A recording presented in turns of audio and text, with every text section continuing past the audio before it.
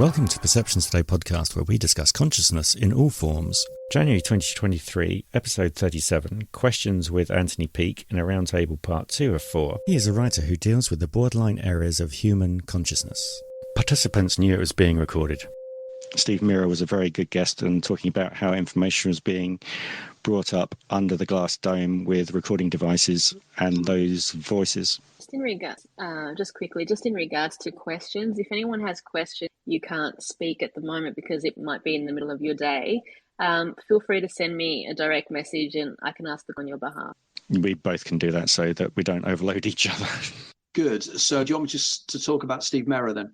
I think it would be fascinating if no one's actually got any other questions. I mean, people who've asked questions before, if you've got secondary questions, please raise your hands if you're still listeners or request to speak again. But Steve Mira's factual information are fascinating. Yeah, not only that, we're planning to have him back in the new year where he's going to bring the recordings with him.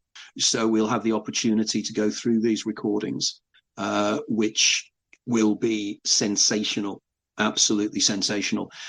Steve and I agree. Steve is a very well-known researcher in the UK, well, internationally known, actually. Steve and I both did an event which would have taken place in California last summer, but because of COVID didn't take place, but we both contributed to it. And we'll probably be at that event next year or the year after when it starts again.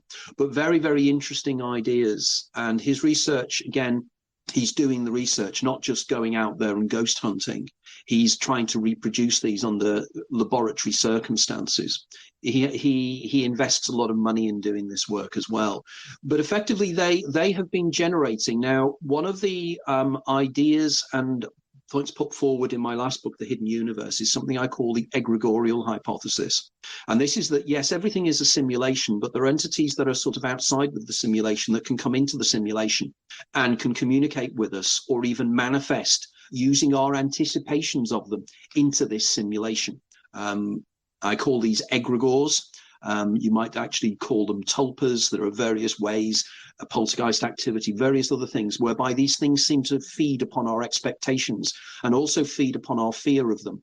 And Steve was discussing about cryptids and the way in which cryptids, sort of anomalous animals, anomalous monsters, anomalous creatures that people perceive. And he said that he has cases whereby these entities or these beings are chasing somebody and you're fearful and you run. But he said, without exception, if you turn around and face the thing, it comes at you, shouts at you and screams at you and then stops because it doesn't know what to do. And he said this happens regularly. And it seems that whatever it is, it's not programmed to actually hurt you and it doesn't know what to do and it runs away. And he said this is because, and I think I'm with him on this, that people, when they are fearful, give off certain chemical signals or you can smell fear on people. And we believe that these entities feed upon this. They use this to be able to manifest themselves more strongly in this reality. It's like an energy field they feed upon. Now, since then, he's been working on trying to communicate with beings from somewhere else. Now, we all know about maybe a lot of you won't know, but some of you will be aware of the Skull experiment that took place in the 1990s in a village called Skull in Norfolk in the UK. You might have to spell that for people who are not familiar with the UK. Okay, SCOLE, Skull. And just look up the Skull experiment. There's a lot of material on there. There's lots of articles. There's lots of books written on it and videos and even documentaries on it. Now, they claim that this group were communicated by another group of people from somewhere else who were trying to communicate through to them from another dimension. And apparently they had all kinds of manifestations taking place. They had apports, they had various things. There are certain things in it I'm very suspicious of, and I'm not 100% convinced. But I know people who I do admire and do take their word for it, who were physically there, who saw the things that happened, and they swear to me that these things took place, that there were things moving and everything else. Now, the question is, who are these voices? Where are they from? Are they playing with us? And Steve Mera and I are both of the opinion that this goes back to the whole trickster element. The writings of people like Jacques Vallée, people like... you might want to do a quick overview of what a trickster is, just in case no one knows. Okay, it's the idea that if you go through the history of hauntings, go through the history of UFO encounters, abductions, any encounters, mediumistic communications, there seems to be this element of silliness. There seems to be this element of leg pulling, joking, giving wrong information, sometimes maliciously giving wrong information, as if to tempt people to make errors and mistakes. Again, a book that's well worth reading on this is called The Hungry Ghosts, written by a guy called Joe Fisher, who was given a lot of information from a medium that in a previous life he'd been in a relationship with this beautiful Greek girl in the 18th century in a particular village in northern Greece. And he took himself off to the village and found absolutely no evidence of her existence. And he came to the conclusion that whatever the entity was that was coming through, it was playing with him. It was being malicious. And he ended up dying under really strange circumstances, as well as if the entity might have even killed him, because he died falling off a cliff. It looked as if he'd been pushed from the movement of his feet in the mud. But a very interesting case.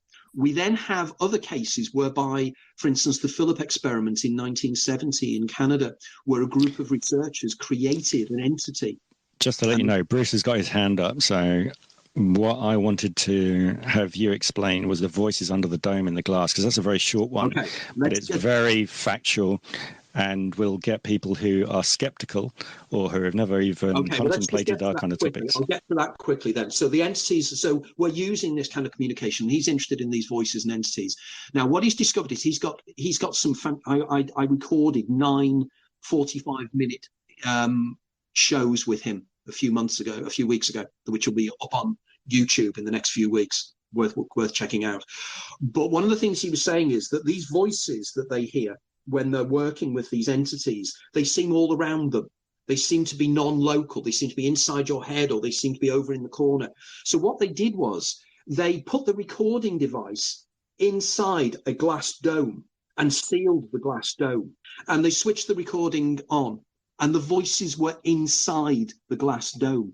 They'd actually moved to where the recording device was. And this is extraordinary. It means that they can locate themselves in the most extraordinary places, as if they're coming from somewhere else, as if their position and location in space and time is completely different. This is extraordinary stuff. And again, we'll have Steve play us these recordings, because apparently the voices, they speak, they say things, they impart information, and it's nobody else is manipulating this. So the question is, what are they and what are they up to? But the thing is that those voices are been analysed, and they don't have a human vocal structure sound. And that was Correct. The big thing that I was fascinated by. Are you ready for Bruce's question or answer? I am indeed. Hi, Anthony. Can you hear me? Hi, Bruce. How are you doing? Well? Good. Yeah, good. I haven't caught up with you for a while. It's a question relating to the external entities that potentially come into our system. I mean, could some of what we call, UFOs, particularly I'm thinking now the orbs and these spherical manifestations, could these be avatars for these external consciousnesses when they enter this simulation, that then they take on these forms that we render in our minds to be these, amorphous blobs of light and strange kinds of, ethereal objects, when they come in to do something? Is that a potential in your view from your sort of model? Yeah, very much so.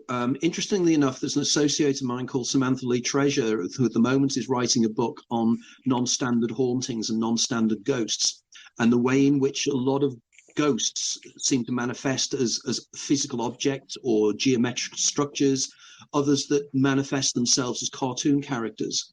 And it seems to be that they use our expectations to come through. It's as if we are co-creating whatever it is we're trying to see. So for instance, the way in which in UFO lore, the UFOs seem to culturally track, in the late 19th century, we had the UFO flaps of the airships in central United States, and the entities that people encountered there spoke in a German accent, as if that's what we anticipate.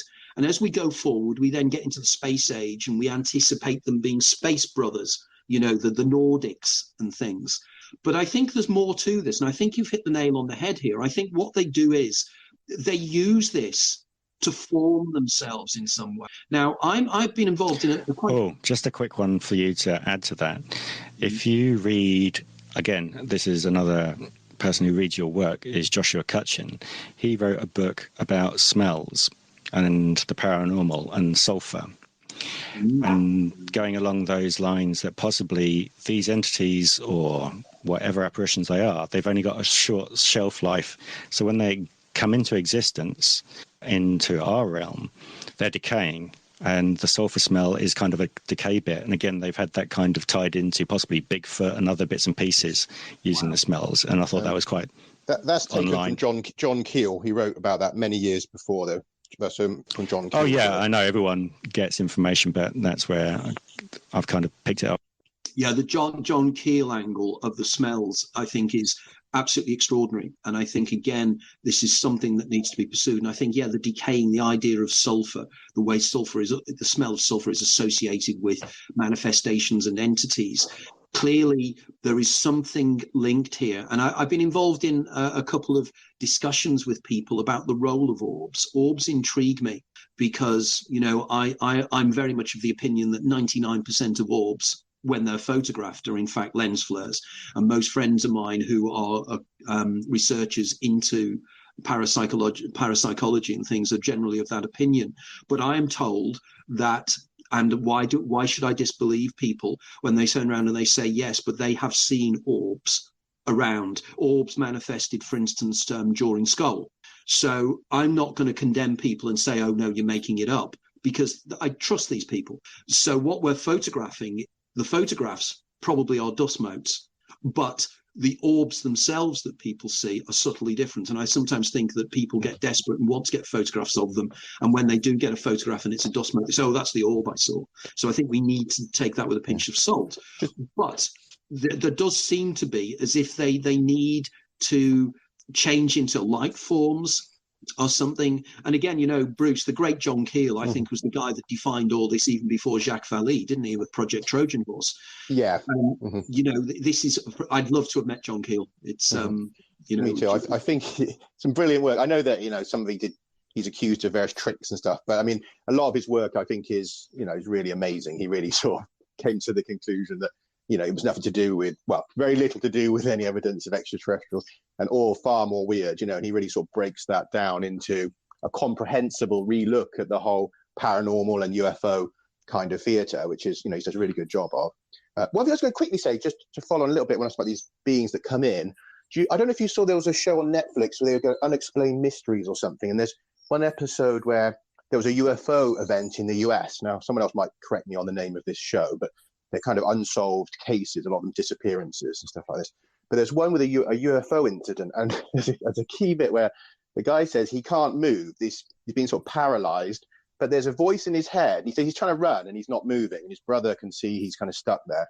But he says the voice in his head says, "Don't worry, we'll be done in a moment." And I thought it sounds like they've come in to make a modification to the simulation in some way, so they've paralyzed it for a moment. But they're almost like an engineer, like a tech support has jumped in. And I thought that was so like the Adjustment strange. Bureau, doesn't it? The film, The Adjustment Bureau, and the story. Like that. Yeah, and I thought that was so strange. Yeah, of course, the Adjustment Bureau, of course, the famous Philip K. Dick short story, which was made into an abysmal movie. But there you go. Just to add to your light bit, I found out at the weekend when I was researching plasma that if you go up to 300,000 Kelvin, material becomes invisible at that point within plasma. Now, that can lead to some really interesting speculations about when you see things in light. If the actual material goes from being a physical object that you can't see through to being immaterial in viewing, can it still exist and function as it is if it can survive those 300,000 Kelvin, which could explain strange things and put it into the game for speculation? Again, nail on the head there, in that the areas of my writings, it's particularly plasma I'm interested in. And of course, plasma is another form of matter that is unlike any other form of matter.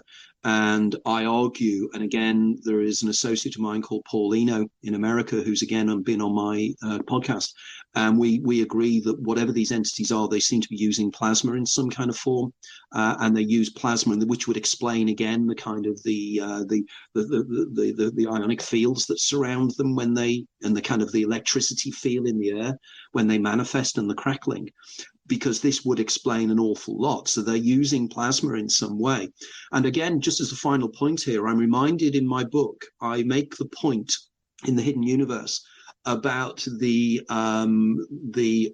Islamic story of the jinn. And in the Quran, it says that God made man from, I think it was mud. He made the angels out of light, and he made the jinn out of smokeless fire. Now, that intrigued me a great deal because, of course, you know, the legends of the jinn are these creatures that are amorphous, that can come into reality and out of reality. And the smokeless fire, to me, is a perfect description of plasma.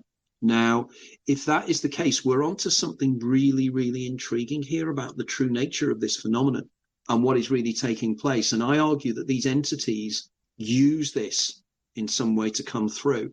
And in the Hidden Universe, I discuss even elemental spirits that you have in the West. At the moment, I'm started, interestingly enough, you were the first group to know this, my new project. I've started writing a children's story based in Greece, which will be totally fiction, but I'll be putting forward an awful lot of my ideas and a lot of physics into this children's story. And the central character there is going to be a Nereid. And the reason I'm choosing the creature to be a Nereid is that Nereids are ancient Greek myth creatures that live near sources of running water. And of course, we know from research done into hauntings, there seems to be a direct relationship between running water or electrical fields or ionic fields.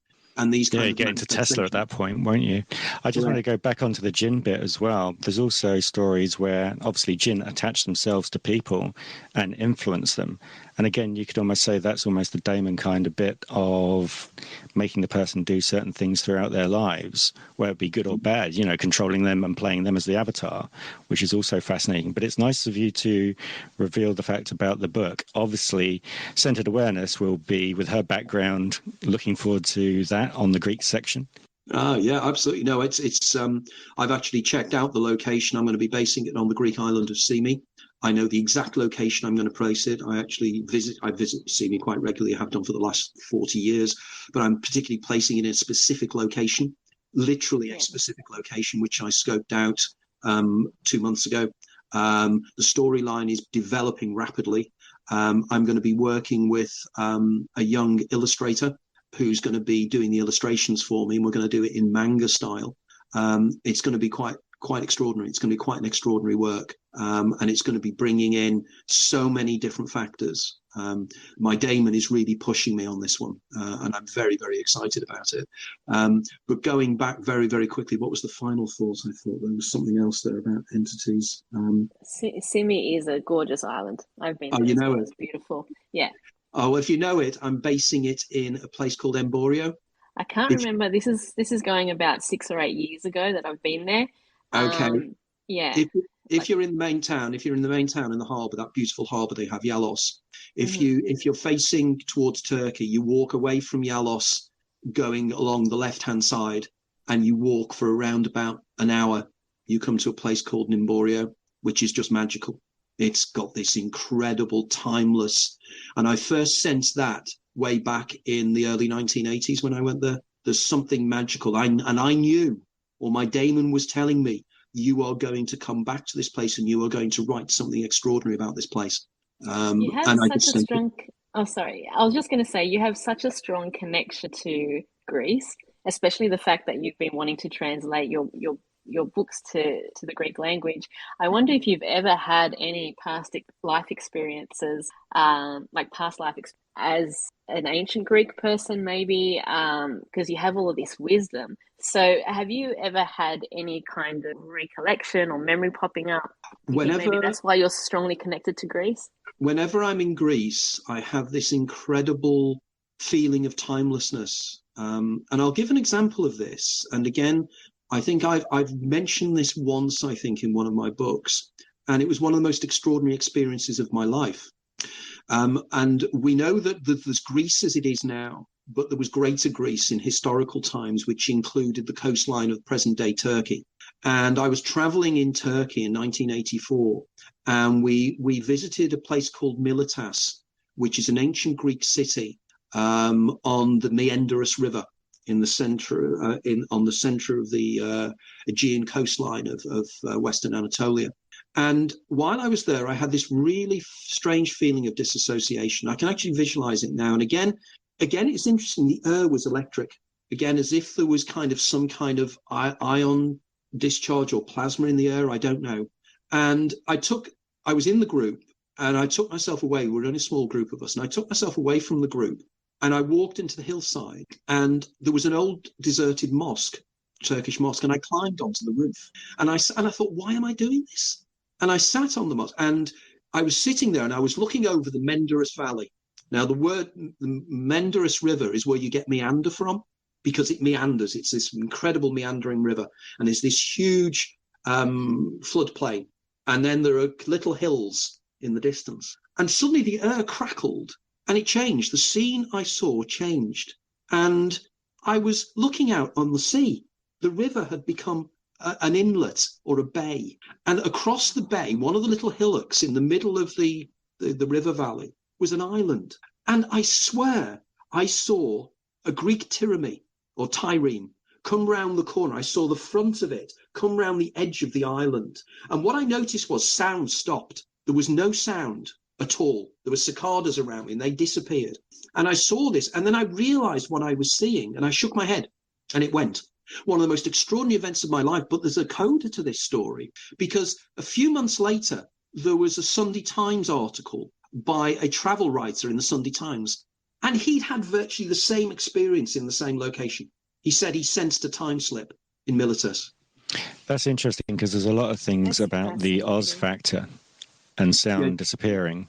Exactly. Jenny Randall's. Yes. Exactly. Her book is fantastic on time slips.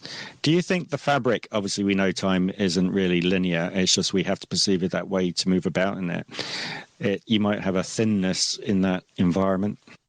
Yeah, I think. I'm curious too if is it on a ley line as well, that people are having this kind of experience on that particular. Yeah, I think that's possible. But going back to your point, was I having some kind of a linkage memory, to within the Akashic field? Because there is something about Greece for me that I cannot explain. I love to be just alone there and just wonder, and it's just magical. It's just something. And yes, maybe, and I love the Greek language. I love the food. I love the people. I love everything about it. One of my future plans is my Greek publisher. I mean, there's now 2 books of mine out in Greek. And my Greek publisher is very keen for me to do, and it's something I've wanted to do for a long time, is write Anthony Peake's Guide to the Greek Islands, because I've visited now 40 or 50. And I have my own unique take on the feelings of the islands in question. I have 4 or 5 really favorite islands: Amorgos, Simi, Karpathos, are particular islands I have a particular affection for. But there's something about Greece and the ancient Greek myth, that we're planning to recreate Plato's cave in Athens, hopefully next summer. Where we're planning to recreate. I found where Plato based Plato's cave. I found a 1905 academic paper by an American archaeologist. So I know the cave that he placed it in, and we're going to reproduce Plato's cave there in a full, probably filmed production. That would be amazing. Those are the words I was going to use just then. I was just going to let Bruce in, because I know he's had his hand up for a while. Sorry, I had a question Sure, as yeah, well. Sorry, Bruce. I was going to say, before, when you were saying in regards to Greece, that something comes over you when you're there and things like that. It's interesting because I get that with America, in certain parts of America where I feel like I'm at home. And that's interesting because, like me having parents who are Greek, and you'd think it would be more in regard, I'd feel a stronger connection to Greece. Like, don't get me wrong, I do. I have a very strong connection when I go there. I feel that. But I feel stronger connection to America. And I feel as if there's a native an American Indian connection to me. But just to go back to something that you were saying before in regards to orbs, see, with me, I've always seen them with, like, if I've taken a photo or something like that, and I've always believed that their energy or something along those lines. I could never explain it, but I only ever got to see them if I took a photo.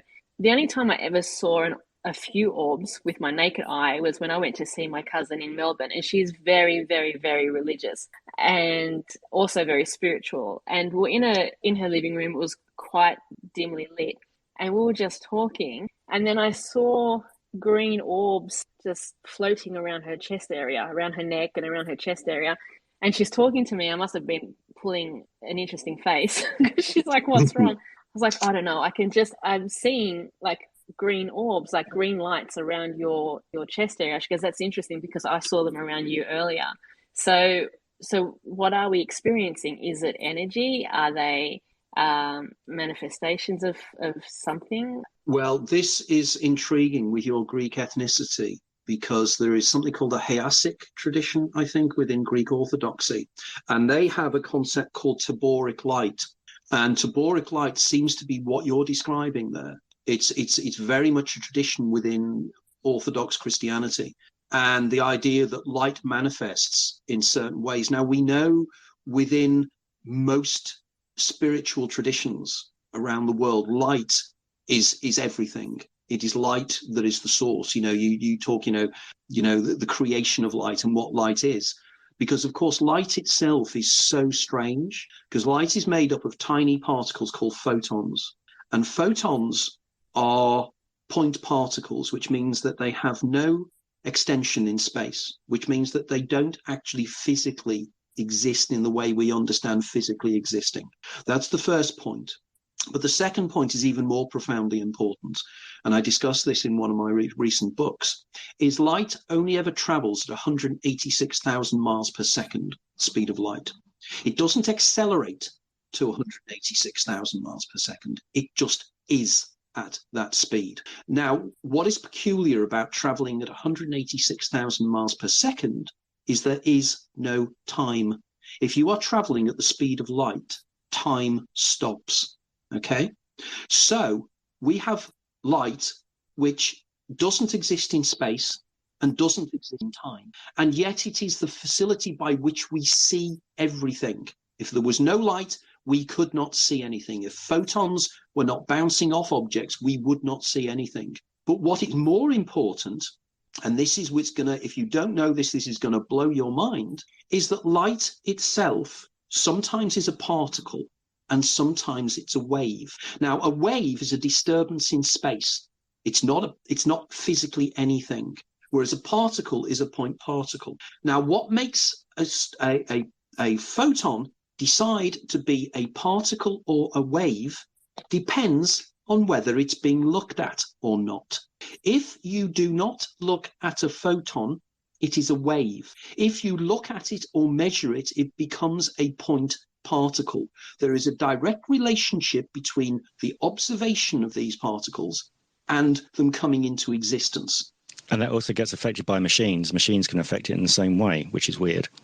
Yes. So the question is here is what exactly is light? This wave-particle duality has been an issue within quantum physics for the last 60 years, because the wave I was describing is not a physical wave, it is a statistical wave. Max Born in 1934 came up with the idea. It's like a crime wave, it's not a physical wave. So what have we got here? Suddenly the reality you think is reality is suddenly disappearing. I mentioned earlier on about the way the only reason you never touch anything, that everything is empty space. But on top of that, the physical world and the visual world that surrounds you is similarly far more ephemeral than you can ever possibly imagine. And could these entities use this light to come in? Is this the kind of the liminal area, the borderland area between different realities, and that light is the answer? I don't know. It could be kind of the broadband signal of the world, that kind of idea. And also you can't really get a true speed of light at present, because when we're talking about Einstein and his space-time and the fact that you can actually influence your past by the future, etc., it all goes backwards and forwards into a nice tight loop, which is fantastic. So when you don't look at light, is when it's a particle. Is that Yeah, effectively, correct? it's called the collapse of the wave function. It's also called the measurement problem. It's to do with something called the twin slit experiment, and the twin slit experiment effectively has proven time and time again that if light is unobserved or is not measured, it's a wave, and when it's observed, it always becomes a particle. It's been done thousands of times in experimentation. They just know this, but they don't know why. They don't know how. They don't know why, and it's the big. If you want a reductionist material scientist to really panic about the stuff we're interested in, just mention wave particle duality and the collapse of the wave function. They haven't got a clue what's happening. They really, really don't. And they don't because our science is only got a partial understanding of exactly what is really going on. 93% of the universe is missing. We don't know what it is. And that's why we call it dark matter. There's also dark energy. We also have subatomic particles that flit in and out of existence in a split second. Where do they come from? Where do they go back to? These are the questions I ask, but I do the science. I'm not somebody that's just going to turn around and say new age platitudes. I argue the science with these guys. I invest my time even trying to understand the maths of a lot of this. So when people invite me onto their shows and they're expecting some kind of new age wacko and they're expecting some kind of fun with me, they quickly realize they can't have fun with me because I probably know as much about the science as they do. And I know the problems they have as well with understanding the science. The good thing is you want to lay it at people's feet who've never seen it before, so they're actually interested. And that's what I really have enjoyed when I started getting involved with your work. Now, a good film talking about Einstein and the rest of reality and photons and waves, if you go onto YouTube, the film is What is Reality? And it's done by the Quantum and Gravity Research Center. And it's 30 minutes, but they go into, obviously it's in depth, but they do it in such a way that it is fun and you can understand it and it's broken down very simply. That sounds like well working out. And also, I'd strongly suggest if you're interested in the wave particle duality idea, and I discuss this in greater detail in my new book that will be out next year, but go online and just do a search, YouTube search on quantum suicide, Max Tegmark. He proves by using this particle wave duality and the idea of particles that collapse by the act of observation, it's basically Schrodinger's cat as well. But if you actually look at that, you can find that he can prove that we're all immortal, and we never. There's also a very good YouTube one, which is about 8 minutes if you type in quantum suicide, where the guy's sitting in a chair. Now, I know it's 11 o'clock, and you were saying 11 o'clock was going to be your finish point, but how are you feeling at this present time? Can we squeeze in my question? Yeah, no, I can go on. Let's squeeze in the question. Is that right? Thanks. Appreciate it. Yeah. It's sort of looping back a bit to, well, both to the topic of light and to the Oz factor experiences, because I was just thinking then when you were talking about the experience you had with the with the kind of, I suppose, I would say a time slip type experience in Greece, that there seems to be a commonality. Because I've had one where I found myself, and it's very weird, but found myself basically sort of flying over a Mayan temple, but it was clearly like brand new, white cut dressed stone. It was just a completely spontaneous slip. 1 minute in my bedroom, the next minute I was flying over this temple. But one of the things that stands out again is that there was no sound. I know that you said there was no sound. And the other thing, we see that in the UFO phenomenon, of course, these events where people say, all of a sudden it goes silent, they can't hear the wind, the insects. And so do you think this is to do with the fact that, of course, sound, is vibration of air, whereas the other senses are dealing with light or quantum information, also, with our sense of smell and taste and sight are working quite differently to how we hear? I mean, is that what you think is going on in these experiences? Bruce, I hadn't thought about that before, but that's an excellent observation and very important one. Just to add in on that sound bit, they've just recently found and released a paper in a physics journal that sound waves are not just a two-dimensional form. They're actually a spiral that work in the opposite kind of direction. So it's kind of like a corkscrew effect, but funneled out from a small point to a larger circle at the other end. And it was really fascinating to read that. This reminds me of the work of somebody I met in New York a few years ago called Paul Bruni, who was working along similar lines. That stimulated me to check out on his work again, because I think what's happening here, the more we think outside of the box, and the more I hate that term, but nevertheless, the more we start to think more constructively about the true nature of reality.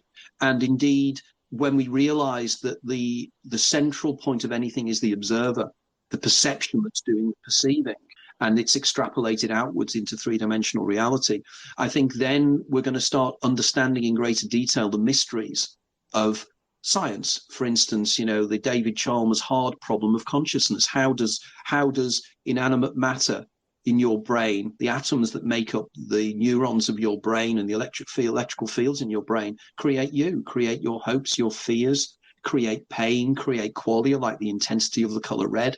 All these things just cannot even begin to be explained by our present scientific model. It can't. We're suffering hubris here. We think we know everything, whereas in fact our science is like a huge contraction that's like Heath Robinson, the 1930s British cartoonist, where we're creating this contractual science that's built upon nothing because our starting point was wrong, and I believe that is the case. We started in the wrong place, and now we are getting more and more confused, and we're digging ourselves deeper. Well, I'd love to hear if you do find something you think that sound aspect, is explained by in these experiences. I'd love to know, because I think there may be some little clue in there, because it seems odd that it's the most commonly dropped sense, because even smell seems to crop up, and taste, in these kind of experiences, but not so much sound. I mean, there must be I think a hint in there somewhere. Yes. Yeah. I think you're onto something there, Bruce. I really do. I think you need to pursue that. Future book for you.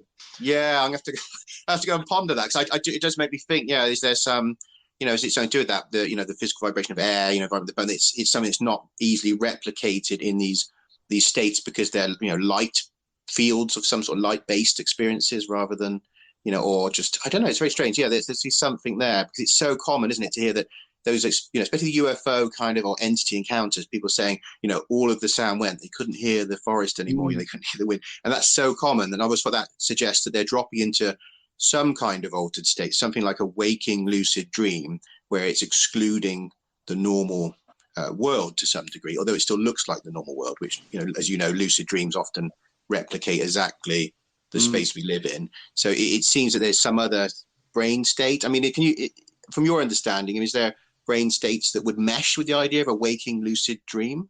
There's work being done at the moment on lucid dreaming. I think at the University of Sussex, as I recall. I know that there's been experiments done with hallucinogenics and hallucinogenic states engendered by dimethyltryptamine, or was it magic mushrooms? I think it was psilocybin. And what was intriguing was, and again, this is of profound importance actually, they discovered that they were expecting to find that more areas of the brain lit up when somebody was experiencing hallucinations taking psilocybin. On the argument, this was the 1970s experiment with monks that they took it from, and then used people who had never experienced meditation. They did use a solution, or an IV of psilocybin, so that it reacted quicker than the hour drop rate, if that's the one you're thinking of. No, this is much later. The results of this only came out this summer. Okay. Because that's an interesting one that you should look up, because they took the brain cerebellum actually went from megahertz to gigahertz when they actually did that, but the brain went into what you would consider a flatline state, but all activity went inside, but time dilation happened, and also all experiences were greater in color and sound. Yeah, I think that Beauregard was involved in this in some way, I think I maybe read it in the Beauregard book. But the most important point about this one is that they were expecting the brain to light up in certain areas, when they had the fMRI scans and things. But they found the opposite. What was taking place was that the brain was being dampened down. The brain functioning was less, which means that parts of the brain were being switched off, which goes back again to the Henri Bergson, C.D. Broad, Aldous Huxley argument of the attenuator. So the idea is, in order to get into altered states of consciousness, the brain's ability to stop things happening has to be shut off, which is fascinating. And they were very intrigued by this. So could it be, in terms of what Bruce is saying, the sensory inputs, in order for us to facilitate perceiving the broader reality, we have to switch off other sensory inputs, such as sound? When you're in the Oz state, did you actually have the capability of speaking? Because that would be interesting, whether external sound is removed as well as your internal sound being generated. Mm. Yeah, there's so much work that can be done here, isn't there? That we collectively, this is what's the wonder of discussions like this, is that, we're sounding each other out and saying, would that be possible? Could we do this? Could we do that? That's so important. We are, in fact, here creating what I would call an egregorial. The idea you get a group of people together and the collectiveness becomes greater than the individual parts. The ideas that are created become greater. And I find this when my group meets, when Paul, when you and I meet, we generate ideas and suddenly there's almost like a third person involved because it's definitely. And you lose a lot of time as well, which is quite fascinating because everyone just brings the next topic in and it just expands like ripples on a pond. Absolutely. Absolutely. I have a question from Fractal. Hi, it's late for me and I have to get going. Also, I won't be able to attend this later space today. His question to Anthony, or her question to Anthony is, does the Mandela effect tie into Anthony's series? My Twitter handle is named Fractal because of experiences I've had while doing breath work. While doing breath work, the Wim Hof method, Tumo, I've experienced hallucinated fractals everywhere. I don't know if it was just pareidolia, but in the fractals, I saw the faces/machine elves that many people experience on DMT. This was from breathing alone. I've never done DMT. Many people suspect that DMT can be released while doing breath work, but it's never been proven. It's also interesting that Anthony brings up tasting something that may be DMT while meditating. It's also being speculated that the tongue is a respiratory muscle. This is something I'm currently studying. So the question would be, does the Mandela effect tie into Anthony's theories?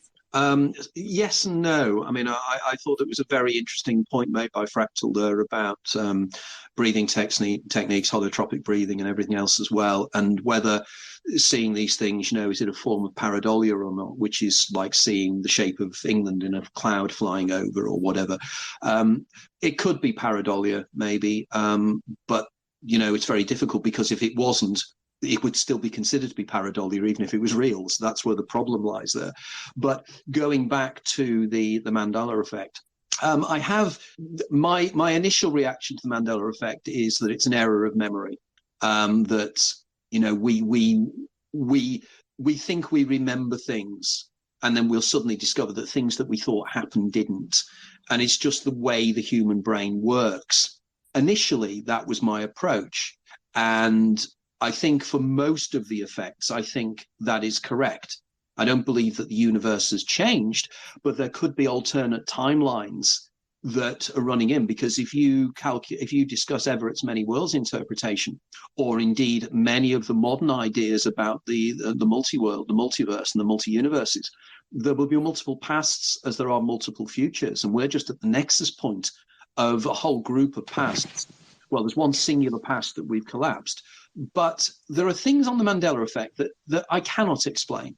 And there's one in particular, is I cannot for the life of me understand how I directly remember watching a James Bond movie with Jaws, and at the end of the movie, there's a young lady, I think she's called Dolly, and Jaws is being all nasty. And we know Jaws had metal teeth or something. And this young girl smiles at him and she has a brace on her teeth. And because Jaws has metal teeth, he falls in love with her because there's a point that they have of liking each other.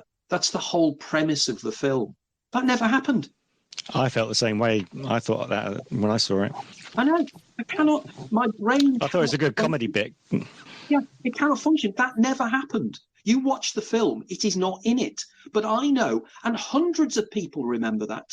Now, that is not false memory when everybody seems to remember it. It's something more. And the other one I cannot understand, which is probably just memory and attention, is I definitely remember the little man in the Monopoly box had a monocle. I know he had a monocle. He doesn't. He's never had a monocle. Because that was the kind of representation of, what should we say, 18th century upper class, the stick, the hat, and the monocle. But he hasn't, and I don't understand that. Now, I don't jump to massive conclusions on this. I mean, there could be wrong memories there somewhere or other, but I do find it intriguing. But if there are, if the Everett many worlds interpretation, or more importantly, if my cheating the ferryman hypothesis is correct, we've lived this life many times, and there will be different paths. We will have memories of alternate pasts we've experienced as ourselves in the late 20th, early 21st century, by the way. Reincarnation may or may not be real, but that's not what I'm about. I say that you live your life again as you, in which case these memories are actually memories of previous versions of you where these things did take place. So in other words, in a previous memory that are in my memory stores, there was a set of Monopoly where he had a monocle. But in this version that I'm now in, that never happened. In which case, cheating the ferryman can explain the Mandela effect. So in short, a long answer to a short question, yes, I believe cheating the ferryman can. There's also the fact that Mr. Peanut had a monocle and a hat and a cane. Don't know Mr. Peanut. Don't you? He obviously is a peanut with a top hat and a cane, and he's featured in a lot of American... Yes. So there might be a connection there where the Monopoly... Quite right. Could be. That's the reason maybe confusing the terms somewhat. Yeah. It's just fascinating. I mean, one of the things that I've kind of contemplated is if you imagine a round circular clock being analog with obviously your second hand going round, that possibly when things change, your consciousness is in the middle of the point, but the second hand nips you over into the next decision of reality. And depending on how much you break up the different numerals and partitions, that's how many kind of realities you're in all the time. You're constantly clicking around them. You're never in one really that long as far as you're concerned. You might feel you've been in there for, say, years, but in reality, you're kind of clicking around all the time. Excellent analogy. I like that. I find your past life opinion quite interesting because I've seen things, and also Pete as well, when he's here, like Paranormal Bleak, have talked about past life experience, like people having past life experiences where in one life they might be a female and then in other life they might be a male. And there's a study where children were interviewed in regards to having these past life experiences where a little boy might say, oh yeah, I was an African-American woman. So I find that quite interesting. Well, I think that could be explained if you actually go back to the concept of the collective unconscious, the Jungian concept of the collective unconscious, which in my model I call the Uberdaemon. Just very quickly, I argue that we are dual personalities. We are an eidolon, which is the being that lives life linearly, lives life once, is born and dies. But the daemon is the consciousness that carries forward into the next iteration of your life. And that's what guides you through your life because it knows what you did last time, rather like a game player in a computer game. But there is also what I call the Uberdaemon, which is above the daemon, which is the collective unconscious of humanity, like DNA memory. And I believe when people attune in during hypnotic regression or past life memories, that's what they're attuning into. They're not attuning into a life that they lived. They're attuning into a broader memory of humanity. And rather like tuning into radio stations, we tune into one situation or another.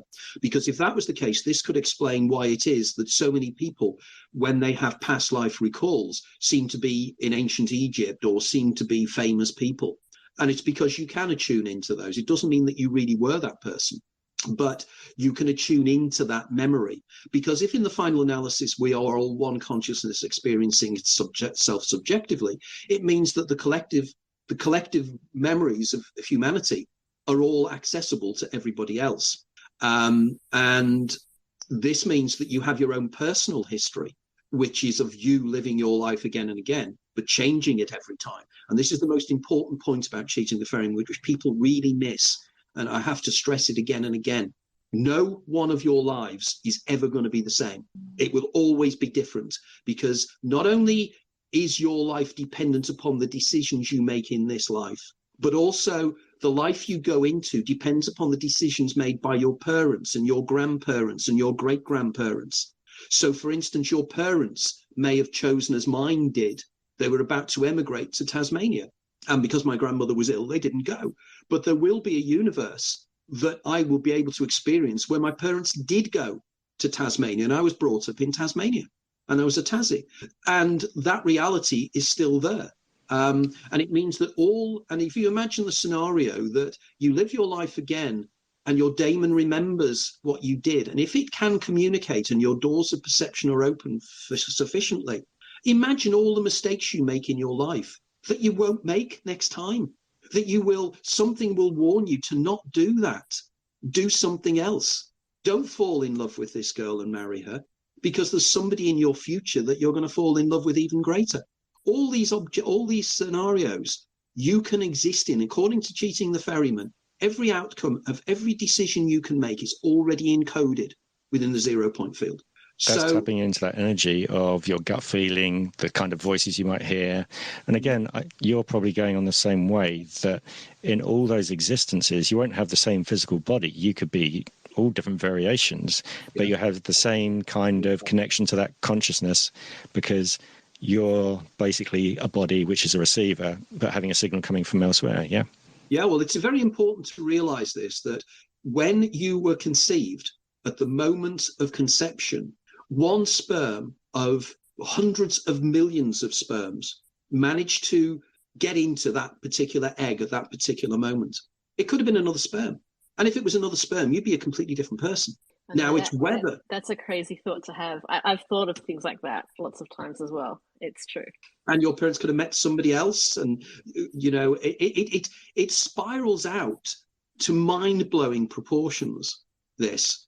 And the idea, that the daemon, I'd argue that your daemon is your game player. And sometimes the daemon just wants in this life to take another route, because he thinks, what would have happened if I'd have done that? What if I'd have done that day when I was on the beach in Seamy, decided I'm going to stay here. I'm going to get a job. I'm going to work in a bar, and I'm just going to see what happens. Your life completely changes at that point. Your daemon is going, I really want to try this out. And this is exactly, remember what happens in the movie Groundhog Day. It's exactly what he does, doesn't he? He thinks, well, what can I do now? I've got another day to live. What am I going to do with it? How am I going to live this day? How am I going to live the next day? I can believe that, because also certain events in your life, you may think they're bad, actually lead to something good later on down the line. And that's the peculiar part. I mean, when I've looked back... Anticipatory evolution, the idea that your daemon you have to go through this pain, because your daemon knows that because of this pain, you're going to do something else. I know that a decision I made many years ago in my life caused me an awful lot of pain and sadness. But if I had not done that, I wouldn't have become a writer. The circumstances in my life would have been completely and utterly different. None of this would have happened. But that decision I made changed everything. And at the time I was thinking, why am I doing this? Why? And I would finally make the point, don't you know, sometimes in your life, when you meet somebody and you just know with absolute certitude that this person will be important to you. You don't know why, you don't know how. It's your daemon screaming at you going, this is the one. You've got to do something. This is why we recognize some people. This is why sometimes we meet people and we don't like them. There's something not right about them. It's because in a previous life, things went wrong with that person. But you can enjoy all of these lives, and you can enjoy them, live them to the full. Follow the decisions, follow everything. This I find far more interesting than standard reincarnation, because reincarnation to me doesn't work. And it doesn't work because I don't understand how a principle of I live one life, then I die, and all my memories are wiped clean, and I come back on mechanisms unknown to another person who's not me, is not physically me, has none of my memories or anything, and I don't remember my past life. What is the point of that? In order to grow, we have to learn by our mistakes. And the only way we can learn by our mistakes is by not doing them again. And the only way you can do that is by living your life again, as you. Now, remember as well, people turn around to me and say, well, some people are born blind. Some people are born in all these kind of terrible conditions. Yes, but in another life, they won't be blind. There'll be another set of circumstances where they weren't born blind, where they didn't have that illness that made it terrible, that they didn't have that difficult birth. There will be other iterations where they can enjoy a proper life in a proper way. That to me is so important. When a child dies at 3 years of age, dying in agony of leukemia, the next life they will be a different configuration where they won't have the leukemia and they will live their life. And I think to say to a parent, you've lost that child now, but there will be other lives where that child won't die. I think is incredibly invigorating, rather than saying, no, you'll just be born again as somebody else. You'll never see your child again because you're going to be somebody else. You'll never meet your loved ones again. You'll never meet the people you shared this life with. Cheating the Ferryman says the opposite. Yes, you'll meet them again and again and again, and you'll hone them, and their daemons will hone your relationships with them. I find that wonderfully invigorating. I really genuinely do. Because also in your theory, the timeline doesn't have to be straight. It doesn't have to be from A to Z. It can be all over the place within the passing of that particular life, can't it? Yeah, exactly. I mean, it's something that in quantum physics, there is the idea that, according to Richard Feynman, it's called the sum over histories. And again, look this up. Don't think I'm just pulling your leg on this one. Just look up sum over histories. And the idea is that a subatomic particle, when it's moving across a room, be it a photon, be it an electron or anything, it travels, it tests out every single journey it can make across the room and then chooses one and the rest of them collapse. That's, again, quantum physics. All of the opportunities, all the routes that particle can take are already there, but it chooses one. This is, again, something Stephen Hawking called the top-down hypothesis of quantum physics. In his last paper before he died, he discussed this.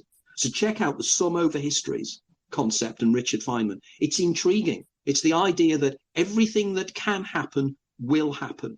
And again, if anybody's interested, that's the subtitle of a book that Brian Cox and Jeff Forshaw wrote a few years ago. This is Brian Cox, the TV guy. That's the subtitle of his book on quantum physics. I'll say it again. Everything that can happen will happen, because cheating the ferryman. Is everybody gone? No, that's a very clear explanation. I just missed and almost went to hit mute everybody for the fun of it. Right. Okay. Well, I feel that we've now had 2.5 hours, so probably everybody's probably getting a little bit tired now, I would think, and I need to get something to eat. So I've got to do it all again this afternoon. It's like cheating the ferryman. I've got to do it all again this afternoon. We can use all the same text, which would be great. Absolutely. Absolutely. I have to say to everyone, thank you for turning up, for taking time out of your day or night and coming to chat. And hopefully you might be here for the second session, which would be great.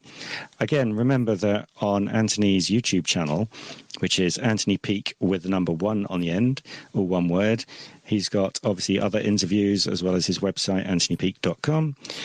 This will probably go up on that as well at some stage. Again, on our own Perceptions Today podcast, we'll be putting it there as well. And we do have a few live events which will be turning up in 2022, which are told on the podcast. January the 6th, Stephanie Quick doing Synchronicity.